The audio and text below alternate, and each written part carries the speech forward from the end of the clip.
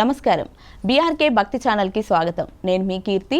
ఈరోజు మనతో పాటు ఉన్నారు శ్రీ మాతాంగి రాజశ్యామల చారిటబుల్ ట్రస్ట్ మరియు శ్రీ మాతాంగి రాజశ్యామల శ్రీనాగ అమృత లింగేశ్వర పంచాయతన ఆలయ వ్యవస్థాపకులు, ట్రస్ట్ ఫౌండర్ మరియు చైర్మన్ బ్రహ్మశ్రీ వెన్నంపల్లి నిశాంత్ శర్మ అవధాని గురుగారు మనతో పాటు ఉన్నారు. గురుగారిని అడిగి మనకున్న సందేహాల్ని నివృత్తి చేసుకుందాం.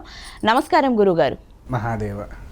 గురుగారు, లలిత సహస్రనామాలు తీసుకుంటే కొందరు చదువుతాము, కానీ అందరికీ కరెక్ట్గా చదవడం రాదు. కొందరికి ఒకవేళ అంటే కావాలని కాదు, వాళ్ళకు కొంచెం చదివి వచ్చి చదువురాక కొంచెం చదువుతుంటారు కదా, కష్టాలు పోవాలని దాని మీదే కదా గురుగారు ఎవరైనా చదివేది.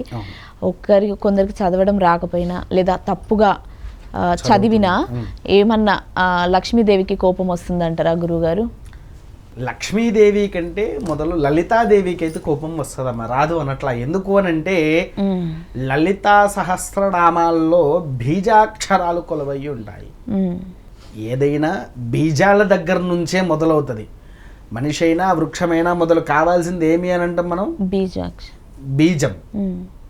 ఆ బీజం ఉంటేనే మొదలవుతుంది ఏదైనా. ఆ బీజం దగ్గరనే తప్పు జరిగితే ఏమవుతుంది మనకు? ఇప్పుడు వృక్షము ఆ బీజానికి నీళ్లు పోస్తే ఏమవుతుంది? పెరుగుతూ ఉంటుంది. నీళ్లు పోయకపోతే పెరగదు. ఎందుకు పెరగట్లేదు?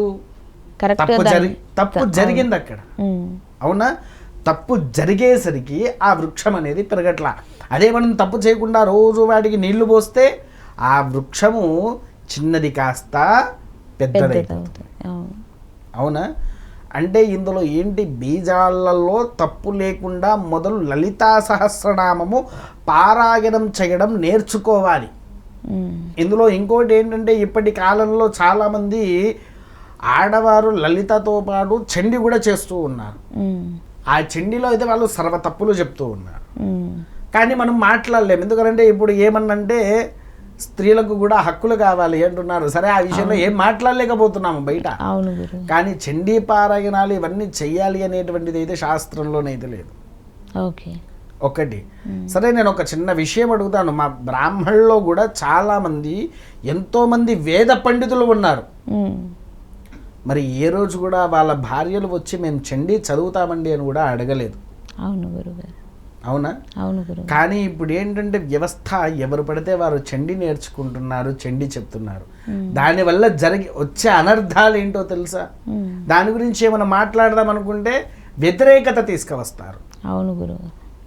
వ్యతిరేకత తీసుకువచ్చి ఆయన ఎలా చెప్తారా, ఈయన ఎలా చెప్తారా, అది కరెక్ట్ కాదనుకున్న వ్యతిరేకతను కూడా తీసుకువచ్చి దీన్ని ఏంటి అని అంటే ఒక కులగ్రస్తాల కింద తీసుకువస్తున్నారు. అందుకోసమే ఇప్పుడు ఈ తలకాయ నొప్పులు మనకి ఎందుకు, మనకు అవసరం లేదులే అని చెప్పేసేసి వదిలేసే బ్రాహ్మణులు చాలా మంది ఉన్నారు. నాకు తెలిసి సుమారుగా 1 సంవత్సరం కిందట చిన్న విషయంలో అరుణాచలంలో ప్రతిష్టకి అయితే వెళ్ళాం మేము. ప్రతిష్టకి వెళ్ళినప్పుడు అక్కడ కూడా కొంతమంది చాలా మంది ఆడవాళ్ళు వచ్చారు. మేము వేరే పనిలో ఉన్నాము. అందరు కలిసి రుద్రం చదువుతూ ఉన్నారు. రుద్రం చదువుతూ ఉంటే అక్కడున్న బ్రాహ్మణుడికి నాకు అంటే 2 పాదాలకు నమస్కరించాలనిపించింది. వీళ్ళు రుద్రం చదువుతూ ఉంటే వెంటనే అక్కడుండే ఆ వేద పండితుడు మైక్ అందుకొని ఆడవాళ్ళు రుద్రం చదవడానికి అర్హత ఏ విధంగా వచ్చింది, మీకెవరు నేర్పించింది అని చాలా గట్టిగా. ఎందుకనంటే వాళ్ళు దేన్ని ఆలోచించరు. తమిళనాడులో మొహం మీదనే మాట్లాడేస్తారు వాళ్ళు. అసలే తెలుగు భారతాలు ఇక్కడ ఏమైనా మాట్లాడాలంటే చాలా కష్టమైంది. అవునా కదా? అట్లా ఈ విధంగా ఏంటి అని అంటే ఎవరు పడితే వాళ్ళు మంత్రాలు నేర్చుకొని దాంట్లో ఉండేటువంటి బీజాలు అంటే ఏవైతే మంత్రం, ఇప్పుడు ఒత్తు థా ఉంది, మీరు థా అని కూడా అన్నారు. ఏదో తా అంటారు. ఒత్తు ఢా ఉంటుంది, ఢా అని కూడా అన్నాడు. కృత్స్నవేత యద్ధావతే సత్వనాం. రుద్రంలో ఒక వాక్యం ఇది. ఇలా చెప్ప కృత్స్నవేత యదావతే. నేను విన్నది చెప్తున్నా.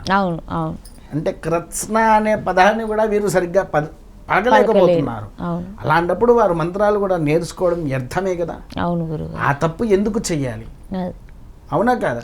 ఆ తప్పు చెయ్యకుండా మీరు యథావిధిగా మీరు అలా నేర్చుకోవాలనుకుంటే రుద్రం కాకుండా లలిత పారాయణాన్ని చదవండి, తప్పులేదు. ప్రతిరోజు సాయంత్రం పూట లలిత చదివితే తప్పులేదు. కానీ నీవు చదువుకోవాలంటే మొదలు వినండి బాగా. ఒక గురుముఖతగా వెళ్ళండి, ఆ గురువు దగ్గర కూర్చోండి, దాన్ని ఎలా చదవాలి? ఓం ఐం హ్రీం శ్రీం శ్రీమాత్రే నమః శ్రీమాతా శ్రీ మహారాజ్ఞి శ్రీమత్ సింహాసనేశ్వరి అనే పదాలను వారు చెప్పేది భక్తిగా శ్రద్ధగా మనసు ధ్యాస ఎక్కడ లేకుండా అది వినండి. ఏ రకంగా పెదాల్లో పలుకుతున్నది అక్షరము, గొంతులో ఏ ఒత్తు కరెక్ట్గా వస్తున్నది, అది నాభి నుంచి, అంటే మనకు కొన్ని అక్షరాలు నాభిలో నుంచే వస్తాయి. అందులో ముఖ్యంగా మంత్రాలలో ఎక్కువ నాభీస్వరమే ఎక్కువగా ఉంటుంది. కాబట్టి అది దాన్ని భక్తిగా శ్రద్ధగా మీరు అర్థం చేసుకొని కనుక చదివితే అది మీకు ఎటువంటి అనర్థాలకు కూడా దారి తీయకుండా మిమ్మల్ని సంరక్షిస్తుంది. కాబట్టి దాన్ని బట్టి మీరు అర్థం చేసుకోండి.